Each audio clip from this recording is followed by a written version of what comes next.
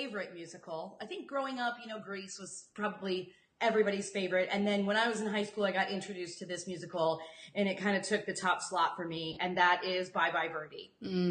Bye Bye Birdie is about the Elvis era and the chaos that surrounded Elvis, the girls fainting and screaming, and Elvis got drafted into the military, and women were just like swooning about how are we going to deal with losing our heartthrob. And the media, of course, ate it up. And so this musical was written about that in a very satirical look at it. And it stars Anne Margaret, who, after seeing this, became one of my favorite actresses of all time. Anne Margaret, side note, had an affair with Elvis Presley, so that made it even kind of more fun. Yep. Think about that she's playing this silly role that kind of makes fun of him. But the greatest part about it for me, the songs are so super catchy, but the lyrics are hilarious in a modern day era. There's a part where the mom yells to Albert, the Dick Van Dyke character, to don't forget to wear your rubbers.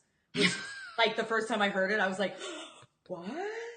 There's a part where they're singing like someone to laugh with, to something with, have Coke with, and I'm like, have Coke?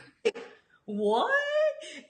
It's just hilarious. Like, there's so many lyrics like that. Like, I wrote, and then of course, there's the telephone song. You probably, if you haven't seen the movie, it opens with like everyone gossiping about the couple together, and gives us a line that I used today. What's the story, Morning Glory? What's the word, hummingbird? They have all these greetings like that have obviously continued on into other generations.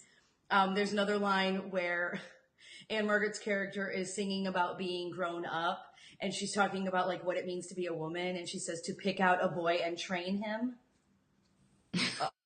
Okay. Well, I'll take that note. Train him. Yeah, and then another part later where she is angry at her boyfriend, and she's singing about these like handsome, intelligent men, and she says, from Yale or Purdue. And I'm like, well, wait, Yale and Purdue were on the same level? Okay, I guess back then. I mean, I'm not saying Purdue's not a good school. No, not at all. Just saying. You love your Indiana, don't worry. We know. Something like that. I'd rather ball you than I you. Anyway.